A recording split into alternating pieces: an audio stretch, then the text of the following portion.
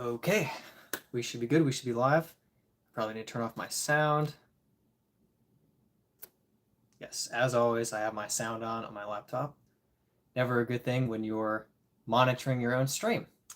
But we should be good here. Thank you for hopping on the stream. Thanks for joining me.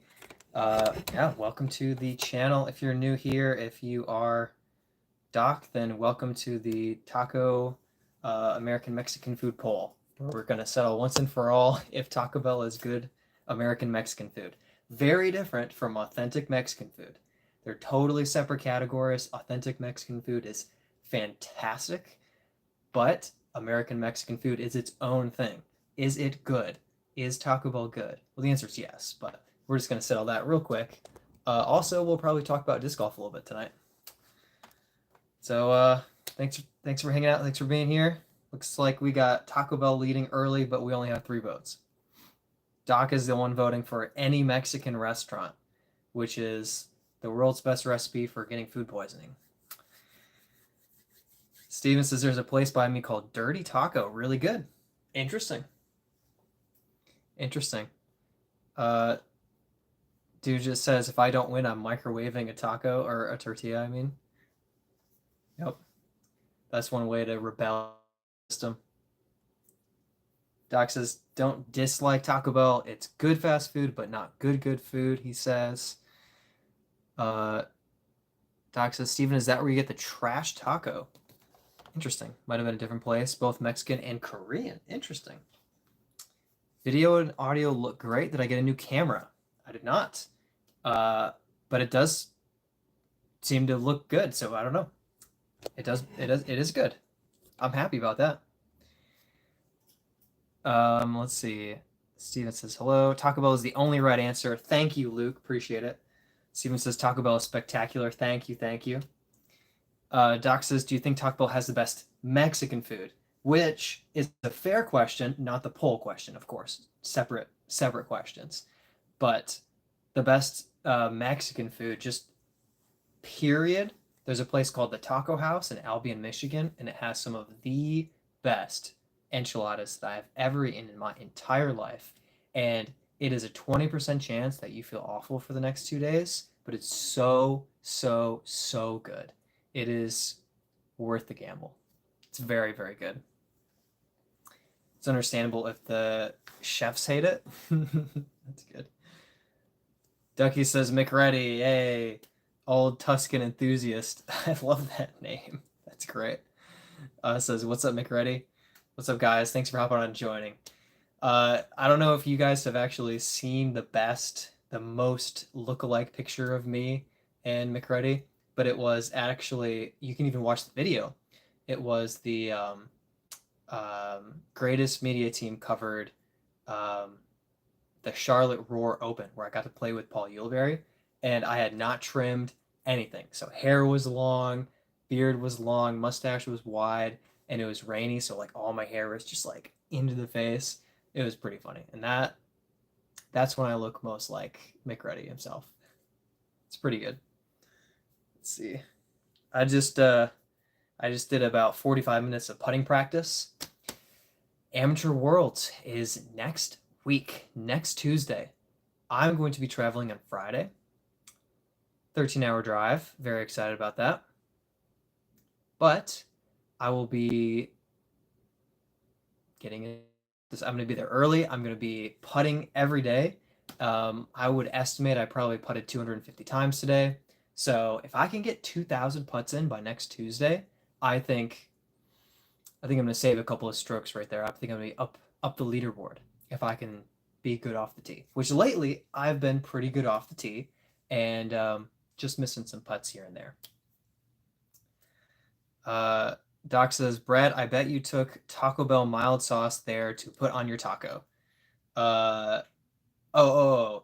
You're saying because I said that you should have Taco Bell sauce on hand. No.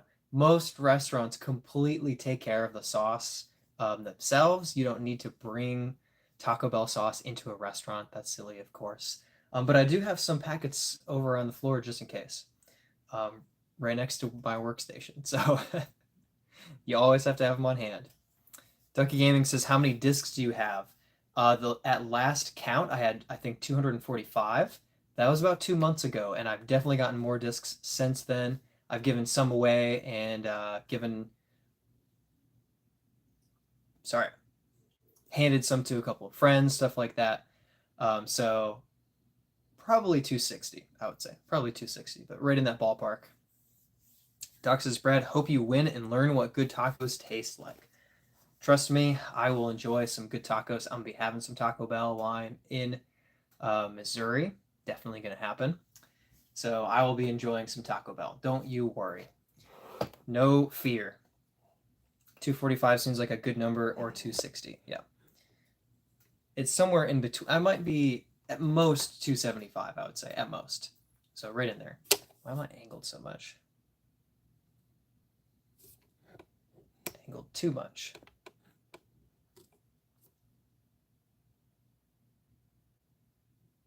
And that's too far. Thank you for dealing with me slowly turning the camera just a tiny bit. How did the In the Rain round go? Which one? I played 5 rounds in the last week, so 3 of them were in the rain-ish. Which one? The one where I hit the basket at Scrapyard? That round went pretty well. I think I was 8 down with a bogey. Not bad. Pretty good. 7 down with a bogey? No, that was Kilborn. What was I at Scrapyard? I don't remember. I played well. I was happy. I think 6 down. Oh, I played the Scrapyard All-Star layout, and I was 6 down. Yeah, so a couple of long pads there. Steven says, I once saw people putting taco hot sauce or mild sauce on a taco pizza. That must be tried. I have to say, I've had a taco pizza that was underwhelming, and I think you're right. I think adding that mild sauce or some hot sauce, if you like it, to the pizza, probably the way to go. I think I agree with that. The spice it up a little bit, as they say. Yes, that's a good point. I have to say, as far as pizzas are concerned, there are some amazing pizzas out there. Chicken bacon ranch it's up there. I've had some pizza that have like a little bit of honey drizzled on it. Those can be really good. Controversially, I think Hawaiian pizza is valid sometimes. Some Hawaiian pizza is terrible, but sometimes it's good. Cheese pizza is great. Cheeseburger pizza is good. Taco pizza is not it. Usually it's just not it. You just have like giant chunks of beef and tomato pieces just falling off your slice. It just doesn't quite make sense. I think that we need a revolutionized taco pizza and actually fix it up and make it great. So mild sauce might be the way to go. That might be it. I like it, Steven. Hope you get out Wednesday or Thursday, neat in hand, feeling better. Good. Yeah, you gotta watch that weather when you're up there in years. Yeah. I had a pretty good round yesterday. I went to Random Doubles in Statesville, just about an hour north of Charlotte, and played a course that I'd never played before. I don't even remember what it was called, but I played maybe 4 holes in practice and ended up getting just a random partner, just a 900 rated guy. It's decent, not throwing bombs, not, finessing too many lines. Got a couple nice birdies for us, and we took 4th place out of 12. But I was getting off the tee pretty well, and I took 3 of the 7 CTPs, which was really, really fun, and it ended up $60, $20 a CTP. And this was a free doubles tournament. So, of course, on the way home, Taco Bell is on me. My brother and I stopped. He got a Lux box, and I got a Lux box Supreme, which came with a chicken chalupa, which was very good.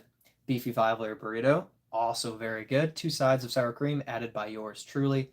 Of course, I got some Mountain Dew, which stopped me from sleeping last night because I had too late in the day, and I'm caffeine sensitive. That was not ideal by me, not the ideal move, but still happened. And some nachos, some chips and cheese. Yeah, actually pretty good. Kosef, these are disc golf discs, and Jesus loves you as well. I actually really enjoyed my small group this morning. We're studying Romans in church. We're actually studying Romans 12. well, we're doing an overview next week of Romans 1 through 11 and then jumping into Romans 12. And in my small group, we're starting in Romans 1, and we did an overview of Romans this week. So that was really cool. So I hope that you have a good church family. Jug, no, that's definitely not happening. Ducky says, are you Norwegian? Actually, mostly English, a little bit of Irish, and a little bit of Polish. That's my mixture. I thought I was Dutch for a while, but I'm not, and I'm not German either. I thought I was German as well because I had more blonde hair growing up, but blonde hair, blue eyes. Nope, didn't happen. Didn't happen to be true. Anything with taco seasoning needs salsa on it, not sauce. Salsa? Salsa can only go so far. Some salsas are very good, though. Brent is a mentor? Oh, gosh. I hope Brent isn't my mental mentor. I'm going to take last place and kick a tree on the way out. Steven says, hope Worlds goes awesome for you, by the way. Thank you very much. I have, I think, reasonable expectations of playing well. I don't expect to take top 5 or anything like that. It would be a dream, but I don't expect anything like that. But I'm aiming for make the cut and play on Sunday. And then after that, I'd love to be top 25. I think that's a reasonable goal. 5 rounds at 4 different courses plays to my strength over a lot of competitors who can just throw far and a lot of guys who are really consistent. I think I have a good mixture of both. I'm pretty consistent. I can't bomb, and I'm not throwing absolute, missiles out in the field, but I can throw far enough to compete on a lot of longer holes. So I feel like I have a good shot of scoring pretty well against the field, and I'm looking forward to it. I think it's gonna be a fun week. It's gonna be a fun week. Doc says we got a ramp to the restroom and it was slick. I tried to catch myself with my left hand. I mean, I would make fun of you, but I slipped and fell twice in the last 2 months in tournaments on wooden, just like wet wooden bridges and steps in Charlotte. So, yeah, it happens. Domino's is underrated by New Yorkers. Don't tell any New Yorkers I said that. Anders says, what is the longest streak of days in a row you have played? Mine will be 6 days tomorrow. Heck yeah, that's pretty good. Definitely I've done 6 a couple of times, but I really seriously try to take a break every week, try to take a day off. So I've probably done like 8 or 9 days in a row, but I make a very intentional effort to not play disc golf in like a 7, by 10 days, I'm going to take a day off. Even if I don't feel like I need it, I think that pattern of rest is very important. If I really had wanted to, I'm sure I could have pushed like a every day for a month, because I have the ability, the time to make that happen. But 6 is very respectable. Playing every day for a week, that's impressive. That's a lot. That's really getting out there committed. The most amount of rounds I did in 7 days was 12, including a tournament round. Thank you, Blaze, for coming to visit Charlotte and getting 2 courses in every day for 5 days and then playing a tournament. That was pretty fun. Plus a bunch of ace runs. I was tired after that week. All right. You dream of cooking a tree? Yeah, and I wake up with an aching foot for a month. Kick a tree on the way out. Yeah. Corey says, good luck. Thank you. Really appreciate it. Owen would be a disc golf pro to look up to. Owen is a disc golf pro that I look up to. I have a putter signed by Owen, and I told her that I thought her putting was fantastic, and I didn't say it, but it's like her putting isn't the cleanest, most flawless. It's just so confident and consistent, and she doesn't really care what it looks like coming out of the hand. It goes in, and that's all that matters, and she makes so many putts. She's such a good putter. What is your favorite disc? And also, can you change your name to McReady? Favorite disc is always a great question. I always have to be kind of torn. Oh, I threw it into the water. Echo, Brave, and Enigma are probably the 3. Maybe the Soul is in the conversation. But I have a Brave right here. Brave is up at the top. And now I'm swimming in Braves. I got the Project Grip Brave. Oh, yeah, it's good. It's in my bag right now. Disc review coming soon-ish. I should have an Echo.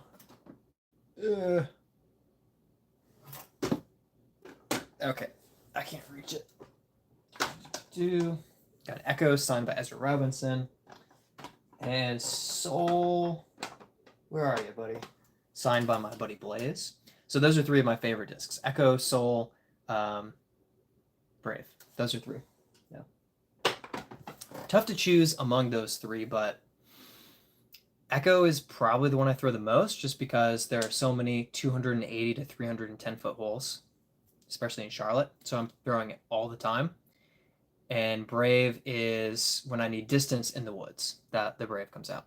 Numbers on the Brave are 7, 6, -1, 2. Yes, I had to double check. Excuse me. 7, 6, -1, 2. Numbers on the Brave. Yeah.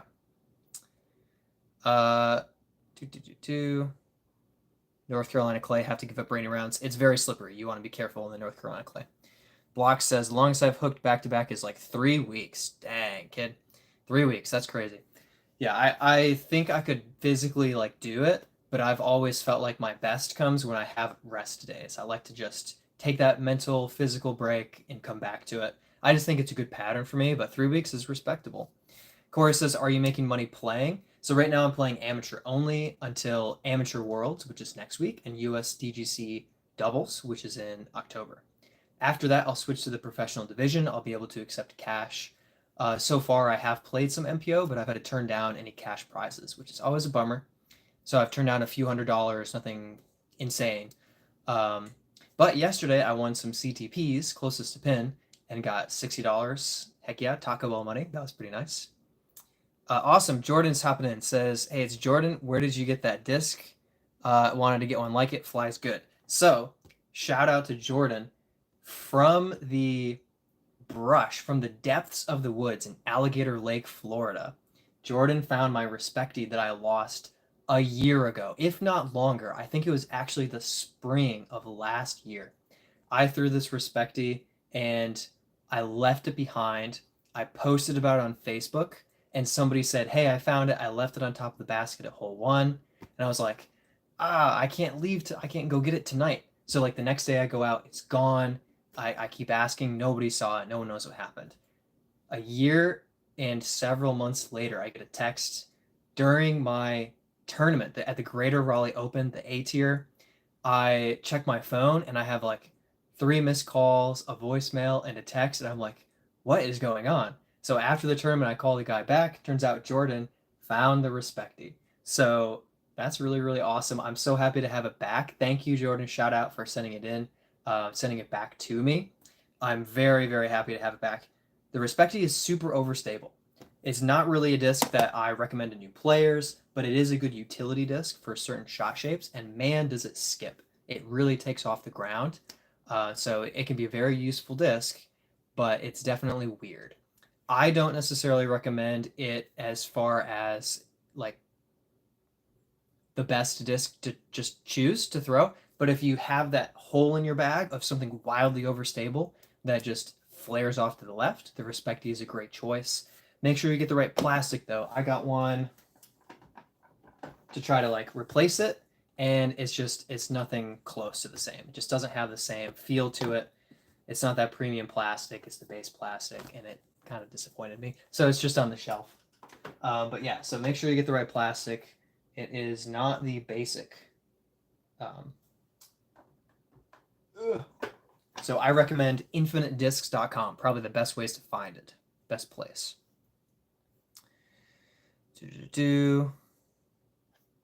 Where did I go? I am so far back in the chat and I'm lost. Okay, where are you from? Clay? Is someone else named Clay, or is that directed at me as a reference? I don't get the reference. I missed it. JS says, I got a star T-bird, but making it burn over to the right. Do I need to fix my form or throw something more stable? Definitely depends. If it's a really beat-in T-bird, I can see it being really flippy. But it could be that you're throwing on Anheuser. Maybe you're throwing with a lot of wobble, especially if you're, like you said, burn it to the right. So unless you're left-hand forehand, yeah, it could be your, well, what's your max distance? If your max distance is like 440, then you might just need something more stable. But if your max distance is more in the line of like 350 or so, and you're burning over a T-bird, it's probably form. So that's probably the benchmark that I would put out there. Doc says, OMG, Brad, honestly, I had a dream that someone threw a disc in my wrist, and I woke up in so much pain in my wrist. That's crazy. That's crazy. Anders says, bought a new Scorch in the 2 plastic one. Do you have one? If so, do you like it? I'm not sure what plastic specifically you're talking about. I do have the Scorch right now. I have the like newer Flames Scorch from the Charlotte Amateur Championship, and partly clear. I know that makes Doc happy. It's a good disc. I used to have an ESP Scorch as well as a Hades, and I liked it quite a bit. But when I started to get a little bit better at throwing, I found it was too flippy for me, and I couldn't trust it. Doesn't mean it's a bad disc or anything like that. It depends on the plastic, depends on how new it is. But I would say, like, if you're not throwing 400, then the Scorch is probably one of the better distance drivers for someone to get good distance, because it's going to drift on you and get you that extra distance before it fades at the end. It's not going to be overstable for most players. So yeah, Scorch can be great. It can be a good disc. It's meant owned because she can't bomb, but consistent and great putting like your game. Oh, I see what you're saying, Doc. Yeah, that's true. I mean, she is a good personal comparison where I kind of see her skill level. She doesn't throw the absolute furthest, but if she's always there, then sometimes she'll win. And spoilers, world champion Owen Scoggins. What a crazy finish. That's insane. That's insane. Dude just says, okay, giveaway at 7? Yes, giveaway at 7. So 7 minutes until the giveaway. And I'm behind in the chat. Steven says, Ona's amazing forehand, very impressive. In person, the cameras never do it justice. Ducky says, can you make another channel called McReady Plays? I'll think about it. Owen's winning speech might be made of dust in my eye, says a man who's crying about it because it's emotional, which is totally fair. It was pretty touching. Dude just says, school started and I had to write who I looked up to, so I panicked and put Isaac Robinson. It's got, at your height, it's got to be tough to look up to people.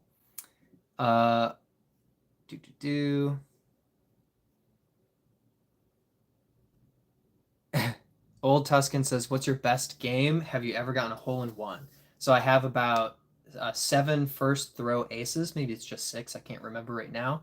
And about 30 like second to 50th aces where I just sat there and threw extra shots. But yes, I have a couple of real hole-in-ones. But my best game, I actually just remembered it the other day. My best game was at Jonesville Park.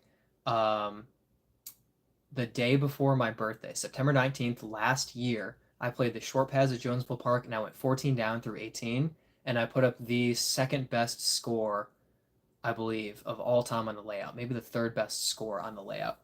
So I was very proud of that. And if I remember correctly, I missed a circle 2 putt, but I played really, really well. Kept on. I filmed it. I got it on camera, and it was really cool to, like, just before my birthday, to put up one of the best close to course record rounds. Now it's just a short pad, so it wasn't like the most insane thing ever, but that was probably my best round, where I just threw perfectly. I believe the holes that I didn't get were the holes I didn't expect to, like hole 12 and hole 15 at Jonesville, ones that I don't really expect to get. And yeah, that was a lot of fun. So check out that video if you want to see that. I think it's called, man, did I call it my best round ever? Oh, no. Something about my birthday. Birthday round luck. Can I get some luck on my birthday? I think that's what it's called. Doc says, Dugit, not Brent. Oh, for who you look up to. Yeah, Brent's a little bit of a shaky role model. He's a very good disc golfer and a really great friend and a good person. A little insane. Jay says, I have a champion Thunderbird that is much more stable, can push about 300 straight. Okay, so I would say it seems like, with no other information, it seems like something might be off with the form. However, it might just be that disc. If you're not really doing that with too many other discs, then yeah, just chuck the T-Bird and start throwing other stuff. Thunderbird 300 is solid. That's just fine. Brent's a little too niche. Have you seen his last 64 videos with Jonathan? Yeah, Isaac's videos with Jonathan are great. I'm sure there is lost as to who Isaac is. Yeah. You thought his name was #Team Brent.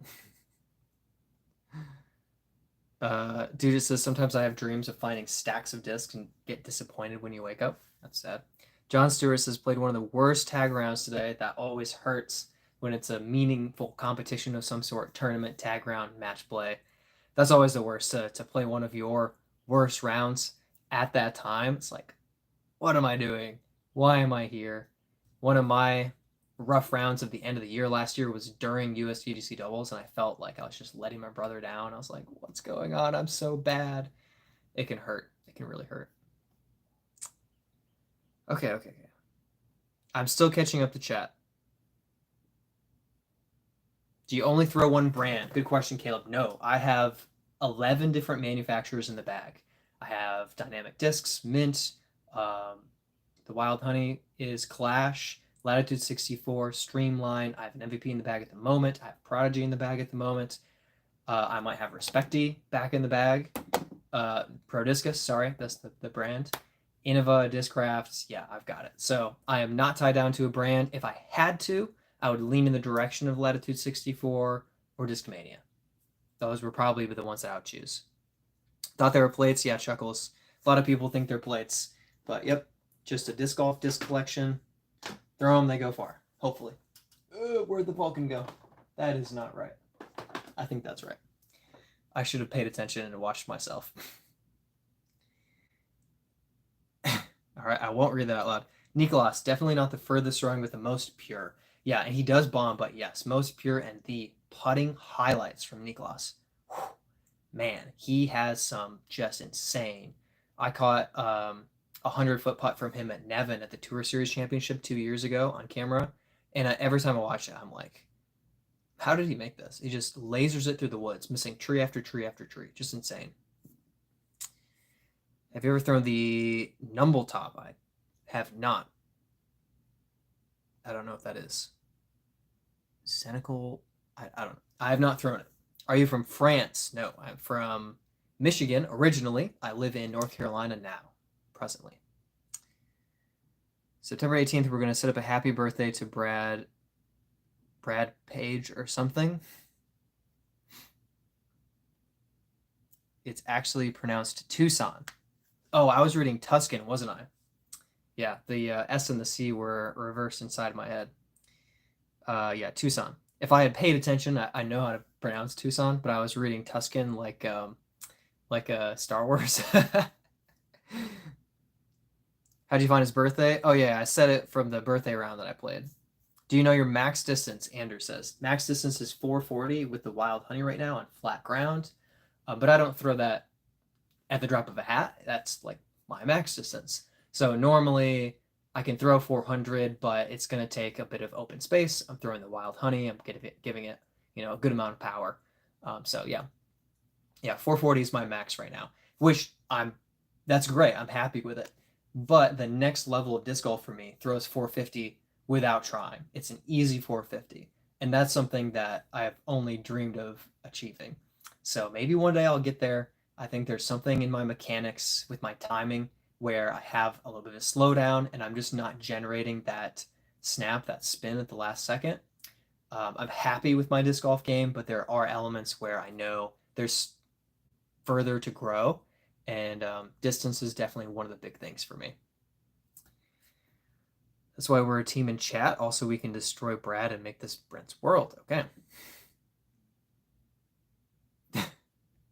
Oh, this is Brad. I thought Brent was streaming tonight. Yeah, sorry to disappoint. Maybe you'll play against Jonathan at the Creators Challenge next year. Oh, I would love to. And I'll never say that I expected to be part of the Creators Challenge, but I will say you guys, my audience, is bigger than some of the creators that they welcomed. So I would love to put my name out there and get invited next year. I'm really hopeful of that. Very, very cool. That's a big goal of mine next year, Creators Challenge. Or Creators Cup or whatever they call it. Like an old Sexton Firebird at a yard sale for $5. Where did I get in the middle of that conversation? Contracting Doc's typing habits. He meant to say typing, he said tying habits. Let's see. Find a lost mail package of a box of discs. Oh, you're talking about dreams. All right, what took me to North Carolina? Great question. A couple of different things. My brother's here, and he's the reason I got into disc golf. So that's a really big element of it. But as well, the kind of like temperature, what am I trying to say? The year-long temperature of North Carolina is pretty good, and then of course Charlotte, Disc Golf Central. So it's kind of a combination of those things. Convenience. I was able to stay with my brother, able to make the move happen without spending too much money, and of course YouTube, disc golf, Charlotte. It's the dream. So a lot of things kind of lined up for me, and I'm really grateful to be here. It's a huge blessing, and to think that I can play the iconic water holes at Scrapyard, and it takes a 10-minute drive and a 5-minute walk. It's kind of mind blowing. It's really, really cool. Yeah, great question. Caleb Sneed says Evan Smith, in my opinion, has one of the smoothest putting forms, and Evan Smith is smooth in every way. His throwing. Wait, I'm thinking of the right person, right? I'm thinking of Evan. I'm thinking of the right person. I'm not stupid. There's Evan Scott and Evan Smith, and every once in a while I like mentally mix them up. Yeah, Evan Smith is one of the smoothest throwers. He's just so fluid with it, and he throws so far for his frame. He's a small guy. He's smaller than me. He's so impressive. And putting is one of those. Okay, I'm going to rip up through some comments. Ever played disc golf in the Bay Area? I'm very much Charlotte and then Florida, Michigan. That's pretty much it. I played Maple Hill. Eddie Eddie says hi. Hi, Eddie. Eddie Spaghetti. Nice name. Da, da, da, da. If you're from Michigan, have you visited Mackinac Island? They have an 18-hole ball golf course. Do you think the Pro Tour would consider playing an event there if the island locals would allow it? I would say no, because disc golf. Wait, are you talking about Golf Pro Tour? Either way, no, because they rely so much on spectators, and you can only get so many spectators to be able to spectate on Mackinac Island. It's just, you just don't have the space. I have been to Mackinac, and I have to say, fudge is good, but it's not that good, and it's so expensive. Yeah, controversial take, Mackinac Island. All right, dude just says 7 p.m. All right, I got this. You got to keep trust in the bag just in case you ever play. Jonathan, good to know. All those discs are counterfeit, all of these. Yeah, these are all fake discs, guys. These aren't real. This Calvin Destroyer, it can't hurt you. It's not real. These are fake. All of these two, all these pro signatures, not real. Don't trust your eyes. Never trust your eyes. Let's see. Da. To the untrained eye, Yakun discs sound counterfeit. That's good. Divergent are the ones who do. Yakun discs are actually good. But Duja's point stands to the untrained eye, they sound counterfeit. That's totally fair. That's such a good take. Jarian says hi. Fudge is expensive everywhere. Yeah. It's just such a tourist thing, and it's so hyped, and it's good. It's good. Don't get me wrong, but it's not worth it, in my opinion. Just get some Taco Bell. Majority of the community would rather a pro tour not be on a ball golf course. True. Fudge is hit or miss. Okay. I'm sorry if I skipped a comment. I wanted to catch up so that I could get the disc giveaway going. So I'm going to go ahead and do that. And I believe I had the brightness way too high last time, and you guys couldn't really see it. But I'm going to try to roll it well this time. So what we have here, shout out to Cam with Disc Respect. We've got a redemption here. And unfortunately, the window to enter the giveaway is closed. It ended last night. But we did a doubles collaboration. Watch that video if you haven't. It's pretty fun. We played at Renaissance. And I gave him some discs to give away, which he did. And he gave me a redemption, which I'm now giving away in one moment. All I have to say is I kind of hope that the person who wins is not a previous winner. Sorry for all of you who have won, but especially Brent, who's won too many times. But we're hoping that the winner is someone new. Right. All right, so let me get set here. I'm gonna plug that back in a second. Here, I'll give you a sneak peek of what I see. This is what I see when I'm talking to you guys. There you go. The chat and everything. All right. Oh, that's pretty seeable. All right, we've got our wheel of names here, and we have 22 entries, which is definitely, a lower amount for some of the disc giveaways, but I didn't run it as a giveaway on its own. It was kind of part of a video, so I'm not too surprised. But we've got all of you guys here who have entered. Where's my mouse here? Including Steven at the top there. Dugit, Doc, Flight Medic, etc., JS. And that's all that I've seen in the chat so far, but all of you guys are here. We're going to see who wins. All right, we're going to roll it. And fingers crossed it's a new winner for the channel. Who takes home the redemption? And by take home, I mean gets it in the mail. All right, we have GoCav2K. GoCav2K. All right, that's a new winner. So it looks like we're good. GoCav2K is the winner. Heck yeah. Congrats. Excuse me. Gotta get my laptop plugged in or it'll die in the middle of the stream. Yeah, sorry, Dugit. Statistically, you have to win one soon. Hopefully. See, what I should not do, because it would be a bad thing to do, but what would be in some of your guys' favor is if I were to run like members only giveaways, but I feel like that's bad. Like it's paywall locking giveaways, which I don't want to do. But that would be like the way where there's only like 5 people. But no, I'm not planning to do that, so don't worry. Giveaways, I plan to have all of the giveaways free in perpetuity.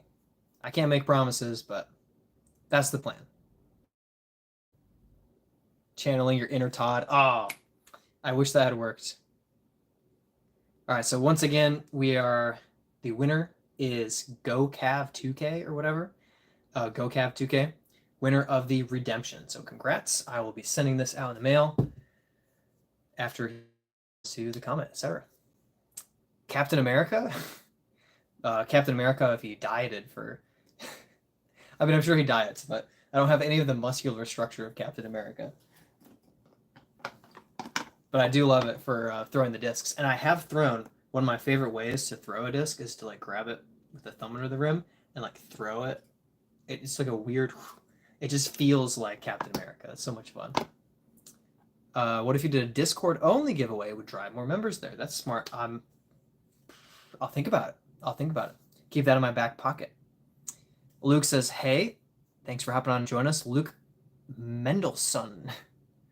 Thanks for hopping on. Maybe he'll give away his craft single and you can win it. It's not here yet. I'm waiting for it. The Oxymoron. I bought it and it should arrive soon. I'm glad I got the Brave so I can get some footage. It's going to be really nice to get some filming in, probably tomorrow, with the Project Grip Brave. And I'm going to throw the Oxymoron a couple of times, get some stuff on camera, but I'm going to be like 98% single-minded focused on prepping for Am Worlds because it's biggest event of the year. So that's going to be pretty much everything. Jaron says, like your poll. Thank you. And for some reason, and I fear for all of your lives, any Mexican restaurant is the top choice. And there are some great Mexican restaurants, but any Mexican restaurant, you're gambling with food poisoning. Be very careful out there. But there are some very, very good ones. Absolutely. And of course, Chipotle, I expected to do well in the poll as well. Doc says, no, Brad, save that so you have like 500 people in the contest, then maybe just do a members every now and then. We'll see. Mexican food is my favorite meal of all time. Yeah, saying not to eat fudge, but Taco Bell is a wild take. Yeah, I get it. Depends on how you want to spend your money. No, fudge is great. It's definitely like not one of my favorite snacks. Like I would go for ice cream over fudge or just like chocolate in general. But it's good. Fudge is good. And there are some unique fudges that stand out.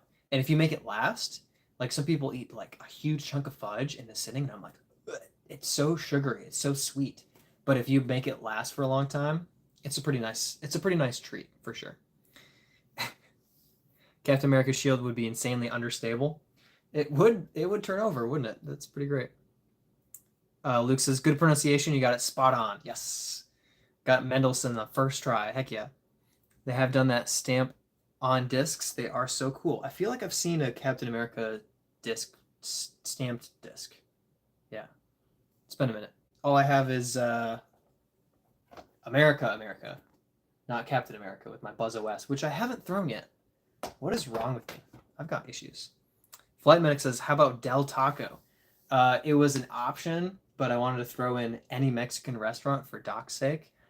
So that was number 4. If any Mexican restaurant hadn't been thrown in there, So Del Taco's number 5, I guess. It's right there.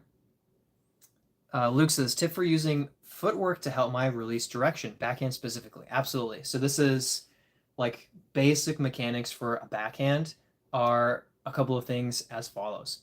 When you're planting your feet, you don't want to plant your feet on a straight line to where you want to throw. In other words, you don't want your back foot and your front foot lined up straight. You want to have, like, if you could draw a line on the tee pad, you want to have your back foot and your front foot have either a gap in between them or toe to heel lined up. You want them offset a little bit. So it's hard just for me to explain that on camera. I'm not doing too bad of a job from what I see. But watch just a couple of my YouTube shorts I filmed from behind the tee pad, and you'll see when I put down my left foot and my right foot, I'm playing with that spin. You have that line that I'm stepping across, but I don't throw in a line with my feet. I throw it where I'm aiming is a different angle. So I'm sure that doesn't perfectly make sense, but I would advise doing some standstill practice where you don't let your feet be lined up. I'll even show it a little bit. When your feet are in a straight line to where you're aiming off to the right, your body's in the way of the disc. When you plant your foot forward, it lets your arms be in front of you, lets your shoulder be kind of in front of you. And now when you're throwing, you have a straight line from where you're reaching to where you're throwing. It's a straight line. If your feet are kind of lined up, then when you reach back, you don't have anywhere to go. You have to throw in an arc, and your release angle is all over the place. It's called rounding. And when your body's in the way, you have to go around it. And when you go around it, you're swinging in an arc, kind of like a slingshot. Harder to hit your angle at that point. Hard to describe it verbally, but I hope that you understand it a little bit. Dude just says, I can understand that, but Asian food is usually meant to be mixed. Wait, what did I miss? Oh, Asian food clears Mexican any day of the week. I see that. I didn't see that comment from before. There is a lot of good Asian food. Absolutely. There's a lot of good Asian food. Also, same thing. If you just say, like, any Asian restaurant, be careful. There are a lot of risky businesses, I'll say. But there are some great ones. There was one called Fortune Cookie in Grand Haven, Michigan. Really, really good. Sweet and sour chicken was fantastic. They had a Hunan beef that was very good. They had a lot of great options. And their crab rangoon, fantastic. Crab rangoon is the highlight of, if it's good, it's the highlight of any Asian meal that you're going to get. If you have good crab rangoon, that is like the best. It's just hard to describe. You have to eat it. You have to get it fresh and just devour it. It's fantastic. It's like Taco Bell Cinnabon Delights, but instead of like a doughy custard thing, it's the, what is it, cream cheese, and I don't even know if there's crab in it or not. It's so good. Just eat it. It's fantastic. Crab rangoon. Shout out. You should have seen young Doc at the buffets. Buffets are also hit and miss. Buffets can be scary. If you think about it, the shield would have like no parting line. That's true. There would be absolutely no balance to the spin rate. Yeah. And the weight distribution doesn't seem to be toward the outside at all. Unless yeah. You're right. I love it. A says, I fell in love. I guess really like the redemption. Sorry you didn't win it. I threw it away. It's off camera. I can't read your name, but asking about the plates in the background. These are disc golf discs. Ooh, this is a good one to choose. This one is a Valkyrie. I love this stamp. This is an original, like this is Champion Plastic, how they come. But all of these disc golf discs fly a little bit differently. So this Valkyrie is going to fly differently than this Respecty. If I throw the Respecty backhand, and right hand backhand, it's going to just go left immediately. But this Valkyrie is going to go straight, maybe a little bit right, and then it's going to swing left at the end. And then I have disc golf discs up here that when I throw them, they're immediately turning over to the right. These are all used in the sport disc golf. These are very different than frisbees, but similar to the sport of golf. You have your target, your basket that you're aiming for instead of the hole, instead of the pin. And you want to see how many throws it takes you to get a disc into the basket. Hole in one is an ace. One under par is a birdie. Two under par is an eagle. One over par is a bogey, etc. But instead of hitting a golf ball, you're throwing discs.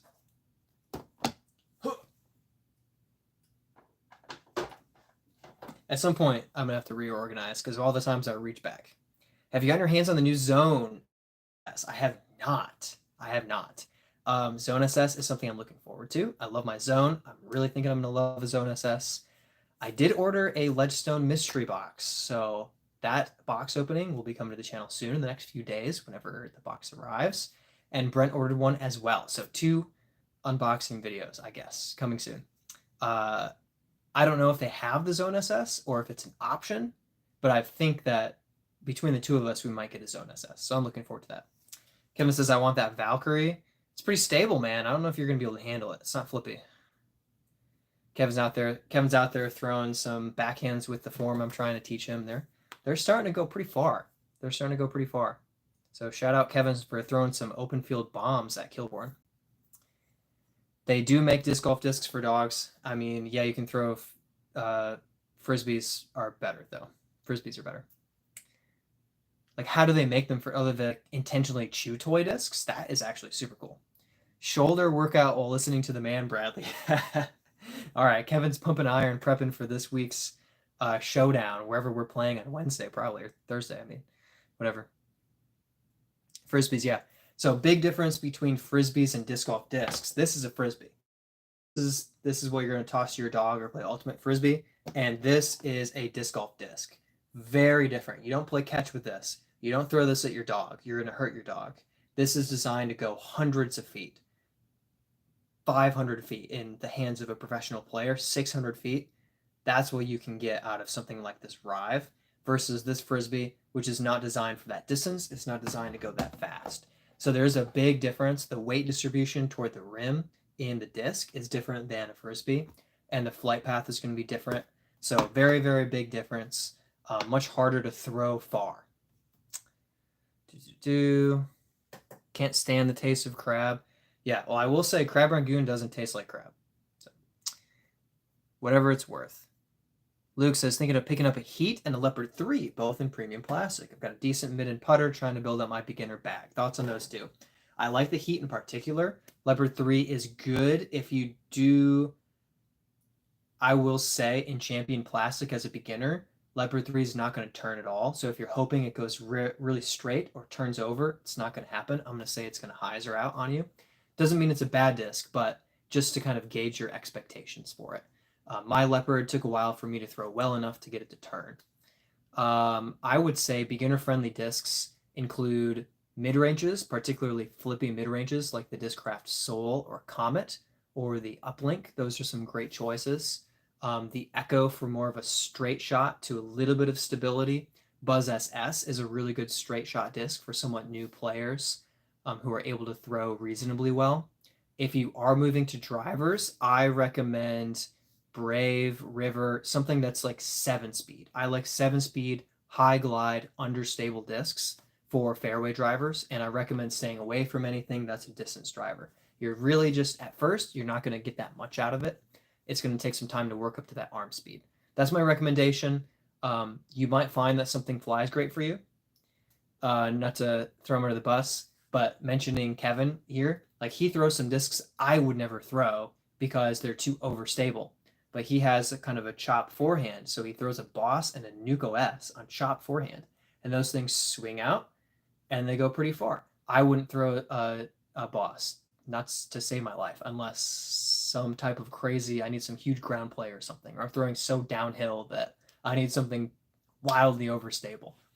But I have different throwing form, so that can make a difference as well. Yeah, I recommend mid-ranges though. Get your mid-range game going, get a Soul or something flippy, get an Echo, a Buzz SS, something straight, and then like either your Taco or Zone or something overstable that's going to go left for sure. Something you can rely on. and build out the mid-range game, and then only dabble in the drivers for now. And if you do get a driver, get something that's going to turn. That is my recommendation. Good questions. Heat is good, though. Avenger SS is a good choice. It's very flippy. Dude just says, been picking up fishing recently, and it is cheaper than disc golf. Yes and no, but yeah, if you have lures and stuff, and you already have a fishing pole, then it's pretty cheap.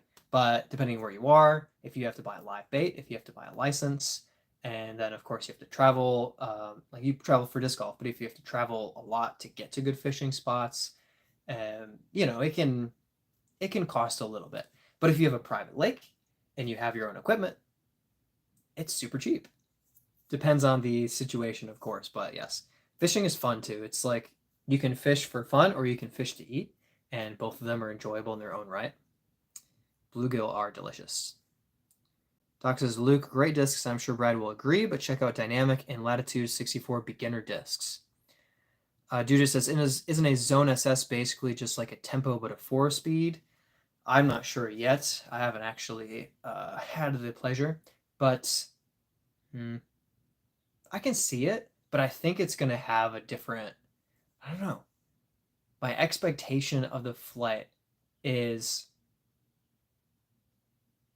I don't know how to describe it. I feel like it's just going to be magical. We'll see. All right. Again, I apologize. I can't read your name. Okay, backing up. You could hurt a person with that pink disc. That's how dangerous it is. Yes, absolutely. So, like, listen to this. Let me get. That can obviously hurt. Like, that hurt right there. I throw 60 miles per hour, and that's not super fast. People throw upwards of 80 miles per hour. Someone had their head split open on the Pro Tour getting hit in the head. So they're absolutely dangerous. You can absolutely injure somebody, break fingers. Really, really, these can pack a punch, give you a concussion. So yes, 100%, these are dangerous. You do not throw when you don't know if someone's by the basket. You don't throw when people are around if you're not sure where it's going to go.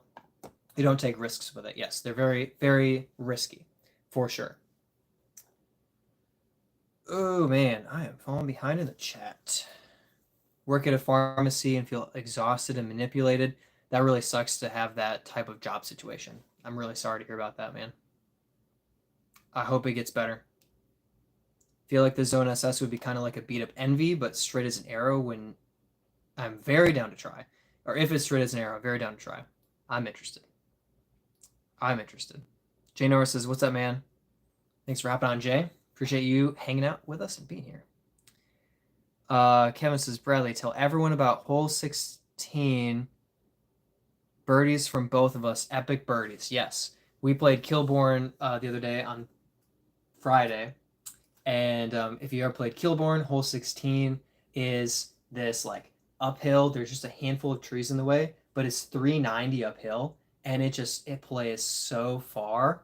And Kevin rips an Anheuser flex shot up the hill, hits a 45, 50-foot putt, and I threw the Wild Honey at near my best and got a 25-foot straddle putt around a tree. We both birdied it, and it was both of our first birdies on the hole, and that was pretty nice. That was a pretty good feeling. And at that time, I was 8 down with 3 holes left, thinking I could hit 10 down.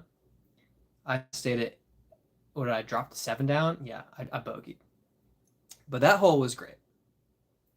Dude just says, speaking of Envy, confirmed I'm getting a Venom, Crave, Envy, Chalk Bag, and Squash Bag. I just have to wait for 2 weeks to actually get it. That's tough. That's all birthday stuff, dude. Steven says, Luke, what are you looking for from a Leopard 3? I'm sure crab tastes just like chicken. Everything tastes like chicken. Good. Steven says, they're a lot more stable than what the numbers suggest. Are you saying Leopard 3? Gotta disagree. Leopard 3 in the woods is just sick. Did I not say that? I don't think I disagreed with that. I used to throw Leopard 3 in the woods a lot, but my Leopard 3 was partially see-through and brown, so I gave it away because I can't see it in the woods. But Brave is what I throw, of course, in the woods. Crab is expensive. I've never had. Happy that you can afford it weekly. I don't have crab weekly. Crab can be expensive, but Crab Rangoon is not it's not crab. It's like a dessert version of a fortune cookie. That's all I could say. It's like a dessert version of a fortune cookie. You just have to try it. Sidewinder. Sidewinders are very good. Sidewinders are fast though, so you really need some arm speed to get the most out of it. Dude just says, for some reason my soul flies like a 5-4 -1. That's a stable soul. Huh. Diamonds are fun. That's true. Good shout out. Diamond, good flippy fairway driver. Diamond's nine speeds, right? Yeah. Maybe it's just the run not as flippy as mine. That's interesting. And your honey is flippier. Wild honey. That's unusual. That's very unusual. 7 speed is what I'm looking for. Valkyrie on the list. If you get a Valkyrie, I don't recommend Champ Valkyrie unless it's used and beat up, because they fly really stable at first and they're just not the flight path that you probably want. I had a really nice flippy Valkyrie that I lost at Kilbourne. When someone says doesn't fly right, I'm like, did you try 2 of them? Which is fair. Hard to have 2 of a disc. If you just grab a disc and try it out and you're like, that didn't fly right. What are you gonna buy another one and see, well, does this one fly right? So I get what you're saying, but like you can't just get 2 of everything. Even I'm trying to get 2 for disc reviews, but man, that adds up. $27 discs, getting 2 of them just so I can make a video that's gonna make me $6. Like, oh, that's a tough one, man. That's a tough one. Don't like to fish because I don't want to torture them.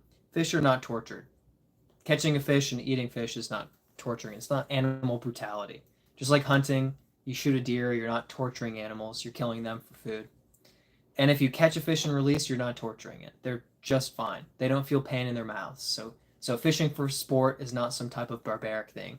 But then if you catch it and do eat the fish, then you're eating to live. It's part of enjoying and enriching your life. Looks is not too windy. Mostly it's not an issue. If you have a low arm speed, Rock 3 can be a delightful main driver. Interesting. Are you a frisbee expert? I would not say expert, but I am a high-level amateur player for disc golf. I played in a lot of tournaments. I have a fair amount of wins. And I'm playing at Amatuer Worlds, which is the biggest disc golf event for amateurs, next week in Missouri. Brent says, Bradley smells. Yes, I do. I'm pretty good at it, actually. I try every day, try to smell a new smell. It's a goal of mine. Jay says, spent the last couple weeks prospecting for gold instead of disc. Water is low. I'm on the gold. That's awesome. Prospecting. That's cool.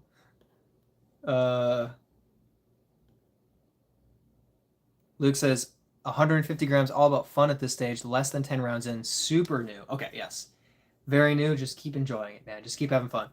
You'll figure out eventually what discs you like, how they fly for you. But yeah, try flippy stuff. Like lightweight flippy stuff is going to be great. So good recommendation, Doc. Good work. Quote of the day by Team Brent. What are they used for then, the discs? So yeah, just like the sport of golf, your intention is to get it to the hole in as few throws as possible. Grab. All right, I'm going to skip. Hey, Justin's here. Thanks for hopping in, Justin. Absolute legendary mod. Wait, why is Doc not a... Oh, yeah, Doc's not a mod. I forgot about that. Maybe I'll make Doc a mod one day. I'll think about it. I should make a poll. Should Doc get mod status? I'll think about that. Brent says, absolutely launched the Brave. It didn't throw it flat enough, and it just carried a mile into the woods. And that's why the Brave is great in the woods, because it doesn't hit trees. It just flies. Doc says, Brent, for me who has issues, it's such a nice straight flyer, can get sneaky distance. Yes, it can. Arslan says hi, or hi with a Y. Doc says, oh no, Brent, hope it wasn't Project Grip. It was not. I just gave him a Brave. I had an extra. But he better not lose it, because it's my backup. Found it, just had to hike. Brad would have left it, waited for you to find it weeks later. I would never leave a Brave behind, especially a Brave that I gave to Brent. No, I do not leave things behind. Where are you going? When are you going to Missouri? I'm going all day Friday. So 13-hour drive on Friday, traveling to Missouri, 3 days of practice, and then Tuesday.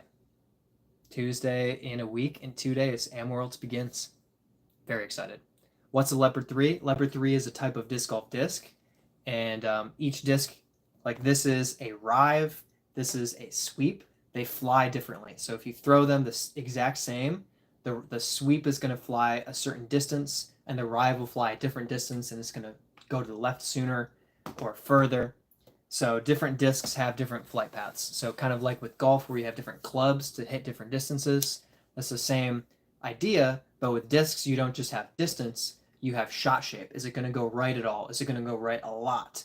If it goes right, does it come back? Is it going to go left a lot? So there's a lot of other things to consider. And the Heat does a bit of an S flight, needs something that flies a bit straighter for a tunnel, for a tree tunnel hole. Just depends on how you throw it. For someone who's played for a while, they would want probably a mid-range, because mid-range, like an Echo or a Buzz or something like that, they hold that straight line better. Drivers struggle to hold a straight line. They tend to drift off and come back. But for you, maybe the Heat is the right choice for it. If you don't have much power, then you're not going to be really drifting it too much right. So it may even be a putter that does the best for you. Maybe there are some putters that just go dead straight for 120 feet for you, and that might be the choice. It just kind of depends. You're going to have to eventually start, figuring out those elements of your game. But just a couple rounds in, it's all just like, who knows? You're just having fun. Keep it up. I keep scrolling a little bit, and then my chat jumps because you guys I'm behind. For a second, I thought those discs were 3D printer filament. I was about to say this a lot of money. What are you printing? Oh, goodness. No, I do not have those resources. No, these are all disc golf discs from amateur players packs, tournaments, stuff like that. Arslan says, what is your name? My name is Brad. My name is Brad. Doc says, Luke, try Putterhead's flight chart. Shows how discs fly, which are overstable and understable. Yes. My condolences for your Valkyrie. Thank you. Yeah. Yeah, that Valkyrie, it was sad. It flew really well. I will say the Brave flies better for me, so I can't be too sad. But there are a couple of specific shot shapes where that Valkyrie really comes back, and the Brave tends to hold the drift and not come back as fast that I do miss. But still, it's tough to lose a disc. Usually tell people to ask around at leagues and see if someone will let you try it. Are you saying because if you don't have two of a disc? Yeah, but they don't necessarily have two of their own disc. And if it's beat in, it flies different than a new one. Yeah, it's hard. I mean, yeah, you want to, like, I definitely have thrown a lot of discs that I borrowed from somebody. I'm like, ooh, I don't like that, or I love it. Like, that's great. So it can help, but yeah, you can't avoid sometimes having like a bad experience with a disc and not liking it, because sometimes you will. Used to buy Valks every chance I get. Flippy Valk is absolute favorite. Yeah, that's a good choice, Jay. They definitely fly well. They fly well. For discs that are totally different, not just every disc to try twice. I mean, yeah, but still, like even if you have like T-Bird and an FD1, like they're very similar. If you just don't like the T-Bird,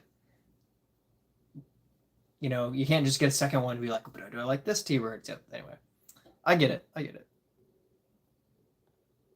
Brent is our disc golf expert. Brad is the soup guy. Okay. You sound very knowledgeable about discs and stuff. Yeah, I've played for about 3.5 years. Definitely. I mean, I have the YouTube channel. Like, it's definitely something that I've taken seriously. I'm definitely diving into it and trying to compete at a high level. Brent says, Doc, I am no expert. Yeah, Doc's just buttering you up, Brent. Don't fall for it. Doc says, all right, that's for Luke's benefit. Don't want to be a mod. Thanks anyway. All right, good, because I didn't want you to be a mod. You have bad taco opinions. Jack says, how do you get your putts feeling good before playing? I like to warm up for 20 to 35 minutes of putting. I prefer. I haven't done that enough this year, and I think I'm kind of paying for green, but I like to spend time on it. 3 putters and just putt. 15 feet, 18 feet, 20 feet. Get confident making putts, and then start to stretch out your 30 footers, 35 footers. Try some jump putts, step putts if you do that. And, don't expect to make all of them, but try to make a handful. Make 1 out of 3. If you're missing everything, move in closer and make more putts, because you don't want to miss all of your putts in practice and expect that you're going to make your putts when they count. You want to practice at a distance that you're going to be making the majority of your putts the majority of the time. I also have a putting tips video called Putting Tips, as it so happens, on my channel. So check that out for more tricks and tips for putting mentality that I use to help myself focus when I'm competing, because I get distracted fairly easily by noises or by movement. So I have a short little like 8-second checklist that I go through to kind of get myself settled into my putt and have the ability to focus on where I'm aiming and execute the putt as best as possible. So a lot goes into that, but I like to have extra time to warm up because I don't like and wondering, how's my putting going to be today? I like to already know, okay, here's how I'm putting. My straddle putt's not feeling very good. I need to give it extra power from 30 feet because I'm not feeling confident, etc. Justin says, I don't know if it's wise for Doc to be a mod. MTS says, Agante, I don't know what that is. I missed the reference. Did he start out talking about a disc left behind and just got back? Yeah, a year and 3 months ago in Florida, and somebody found it and sent it to me. Very rare. Mods can't wear crowns? Okay. Never mind. Brent has a crown. We'll miss you for Nevin, but we probably would have played different times anyway. Yeah, I wish I was playing. That's the 5th in a point series, and I'm gonna just be absent. I'm leading the point series only because the guy who was leading wasn't at Renaissance last weekend. So I jumped up ahead of him, and now there's like 3 people who, if they play at Nevin, will probably jump up above me. So I won't win the point series, but that's a different thing than the point series finale, which is for cash, which I will play. So hopefully I win that. That'd be great. Now you have a chance to win. Brent was already going to win. Yeah, Brent beat me at Renaissance, so good for him. 1,030 rated. 1,031? Kind of crazy. Going for my third 1,020 plus rated round in 4 rounds. Would be great. Would be great. Yeah, don't throw like yesterday. Dylan says hi. Thanks for hopping on, Dylan, and joining us. Steven says, I have zero clue why I don't have my Flippy-ish Halo Valk and Star Roadrunner. They're both great. I used to have Valk and Roadrunner in the bag as well. And why you don't bag them? Maybe you should bag them. Doc says, Steven, you like trying new stuff. Nothing wrong with that unless you're trying to get good super quick. Then most people try to settle on a particular bag. Yeah, it just depends on what you're looking for. I like to have 2 or 3 slots that are kind of switching out fairly often with newer discs that I have, or discs that I think, oh, maybe this will fly well, or I don't mind if I lose this disc in the water. And then my core bag of like 19 discs, 20 discs. A dude just says, I say Doc gets mod at 8K subs. That's too soon. That's only in like, if things continue at their pace, that's only in like 4 months. That's a scary time frame. End of the year. 2088?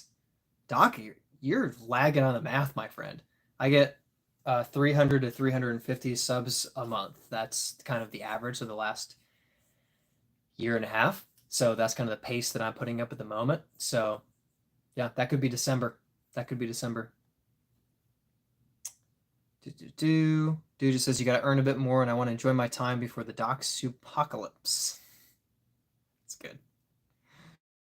Doc says, I love changing out my bag a lot. Sometimes I'll do a color or all animal names. That's unhinged. That's not until 24. In it for the fun. Yeah, that's the sort of fun that I think only works on camera. If it's just for yourself, I feel like I'm going a little bit insane. Keep things fresh. Yeah. I mean, I like mixing things up. Putters only round, flippy only, beefy only, bag swap, stuff like that. It's all fun. But of course, I'm usually thinking, what can I film? What can I do that's an activity to kind of get something on camera that's fun. Speaking of filming, I need to finally wrap up my Project Grip Rive video. It's like 94% done, but I've got to finish up the last finishing touches and make a thumbnail, which of course is my worst disc golf My worst disc golf channel skill is thumbnails. I'm terrible at them. I really just need somebody to show up in my life and be like, I'll make all of your thumbnails for you in perpetuity for no cost. Anybody know someone like that? Also, they have to be good at it. That's an important stipulation. They have to be good at it. All rubber bag. Have you tried any rubber discs? So that's when I started blasting. I mean, you can throw discs in any direction. You'll hit something. Everyone in chat looks at Dujit.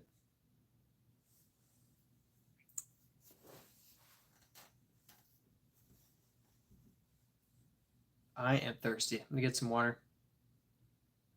It's way across the room. I'll be back.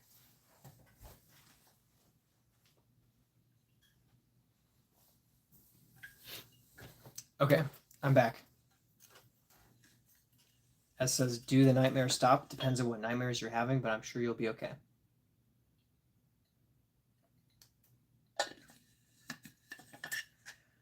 After water, can you see your bag set up for AMs?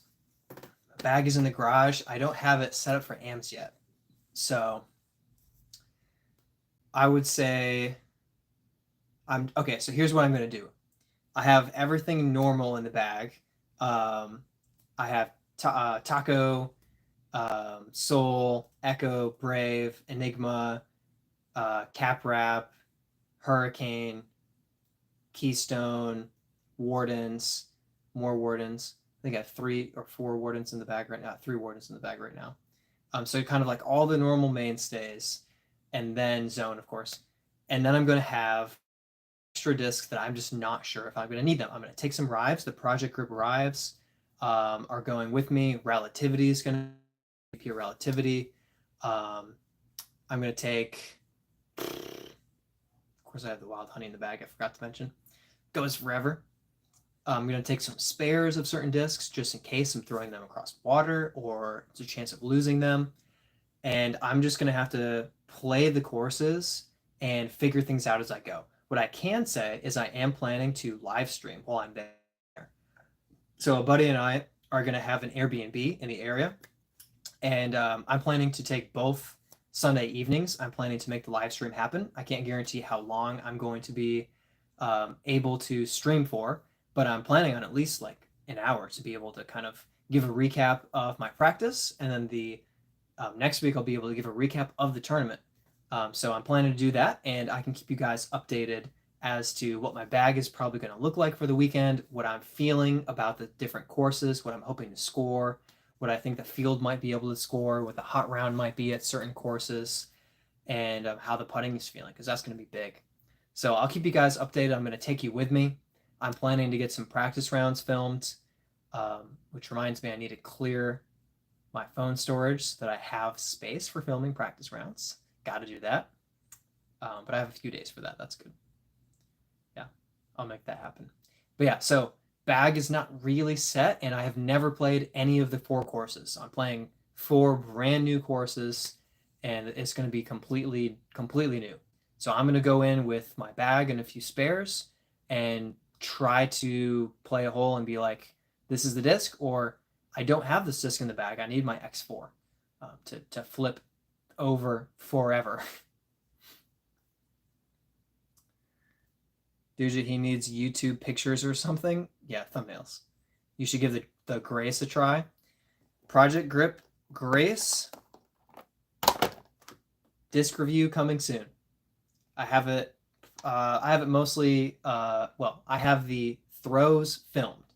So I have everything filmed as far as the content of the cutting to the disc, but I need to write the script for it. Once I'm finished with the disc review for the Project Grip Rive, I will be swapping over, writing the script for the Project Grip Grace.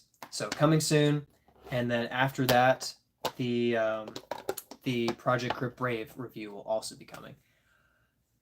I cannot guarantee anything happening before Am Worlds because it's just going to be everything that I'm focused for like 8 days straight.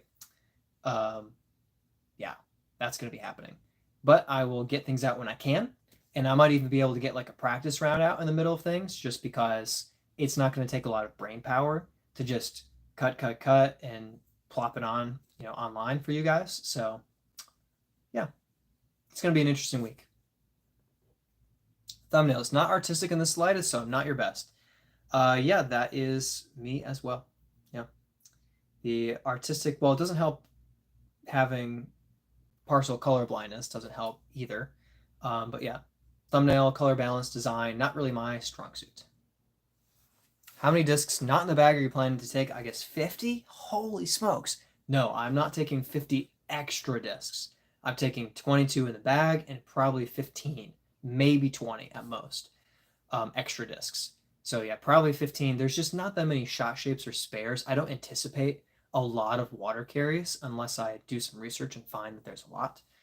And even with water carry, I tend not to be scared unless I'm throwing over 300 for a water carry.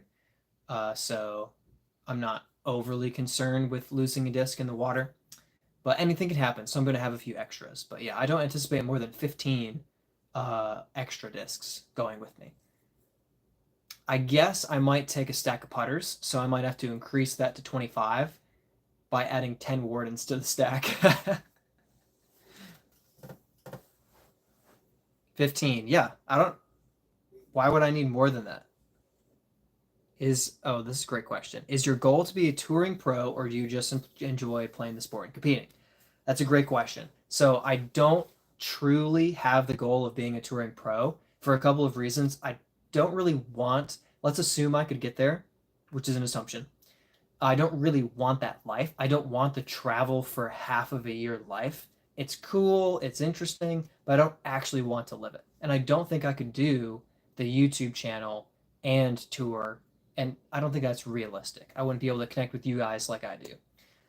What I actually want is to make a couple of tour stops a year, including something local Charlotte area if they're still doing stuff in Charlotte, and kind of prioritize those, but mostly focus on just competing the best that I can in the pro divisions in whatever events I can find within a couple of hours. And I think that's going to be a good balance of YouTube channel, achieving what I can through my videos, and then achieving what I can in the professional division, but off of the pro tour for the most part. So that's kind of my goal. I'd love to be